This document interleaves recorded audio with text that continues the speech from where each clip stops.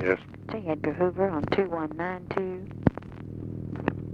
Are you familiar with this proposed group that they're trying to put together on this study of your report and other things? Two from the House, two from the Senate, somebody in the court, and a couple outsiders. No, I haven't heard of that.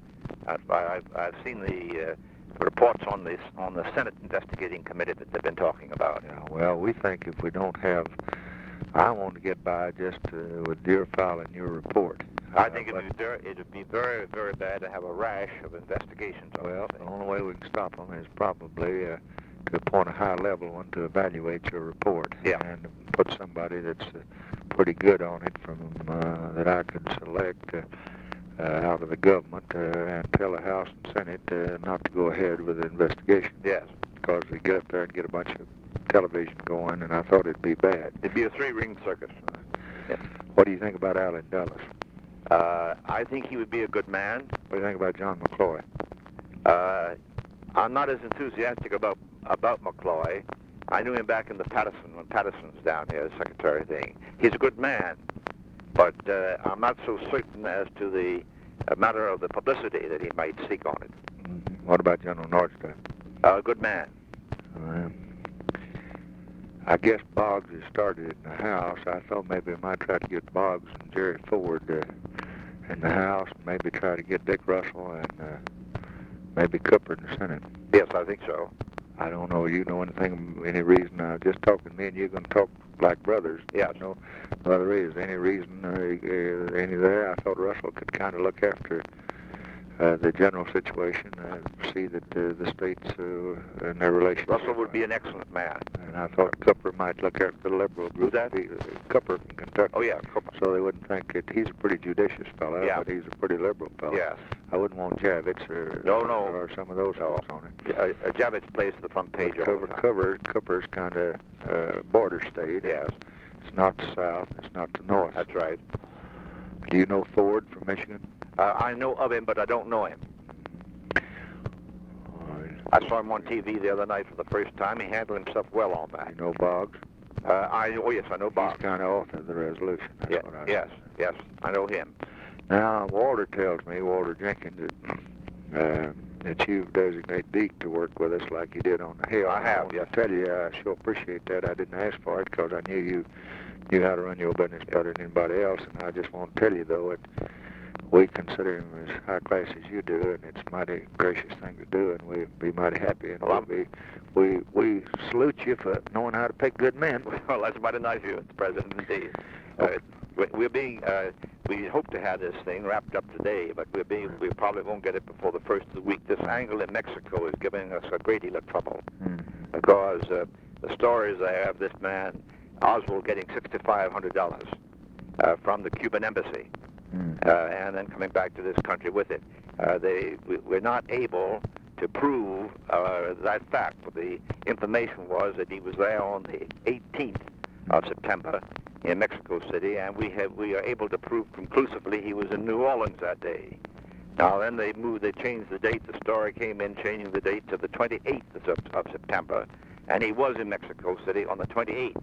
Now the Mexican police have again arrested this woman, Duran, who's a member of the Cuban embassy, and we'll hold her for 2 or 3 more days. And we're going to confront her with the original informant who saw the money pass, so he says, and we're also going to put the lie detector test on him. Meantime, of course, Castro's hollering his head off. Can you pay attention to those lie detector tests? I would not pay 100% attention to them. All that they are is a psychological asset in an investigation. I wouldn't want to be a part to sending a man to the chair on a lie detector. For instance, we have found many cases where we've used them, and in a bank where there's been embezzlement, and a person will confess before the lie detector test is finished, more or less fearful of the fact that the lie detector test will show them guilty. Psychologically, there's that advantage, because it's a misnomer to call it a lie detector, because what it really is, it's the evaluation of the chart that is made by this machine, and that evaluation is made by a human being. and any human being can be apt to make a wrong interpretation. So I would not myself go on that alone. If, on the other hand, if this fellow Oswald had lived and had taken the lie detector test and it had shown definitely that he had done these various things, together with the evidence that we very definitely have, it would have just added that much more strength to it. There's no question but that he is the man now with the fingerprints and things that we have. This fellow Rubenstein down there, he has offered to take the lie detector test, but his lawyer's got to be consulted first, and I doubt whether the lawyer will allow him. He's one of these criminal lawyers from the West Coast, and somewhat like a Everett Bennett Williams type, and almost as much of a shyster. Have you got any relationship between the two yet? Between Rubenstein? Yeah. No, at the present time we have not. There was a story down there that... Was he ever in his bar and stuff like that? There was a story that this fellow had been in this nightclub, this strip-tease joint that he has, but that has not been able to be confirmed. Now, this fellow Rubenstein is a very shady character, has a bad record, street brawler, fighter, and that sort of thing. And in the place in Dallas, if a fellow came in there and couldn't pay his bill completely, Rubenstein would beat the very devil out of him and throw him out of the place. He was that kind of a fella. He didn't drink, didn't smoke, boasted about that. He is what I would put in the category one of these egomaniacs. He likes to be in the limelight. He knew all the police in that white light district where the joints are in there, and he also let them come in, see the show, get food, and get liquor, and so forth. That's how I think he got into police headquarters, because they accepted him as kind of a police character hanging around police headquarters, and for that reason raised no question. Of course, they never made any moves as the pictures show, even when they saw him approaching this fellow and got up right to him and pressed his pistol against Oswald's stomach. Neither of the police officers on either side made any move to push him away or to grab him. It wasn't until after the gun was fired that they then moved. Now, of course, that is not the highest degree of efficiency, so to say. Secondly, the chief of police admits that he moved him in the morning as a convenience and at the request of the motion picture people who wanted to have daylight. He should have moved him at night, but he didn't. And, those derelictions in that phase. But so far as tying Rubenstein and Oswald together, we haven't as yet done so. There have been a number of stories come in. We've tied Oswald into the Civil Liberties Union in New York, membership into that, and of course into this this Cuban Fair Play Committee, which was pro-Castro and dominated by communism and financed to some extent by the Castro government. How many shots were fired? 3. Any of them fired at me? No, there was all 3 at the president. All 3 at the president, and we have them.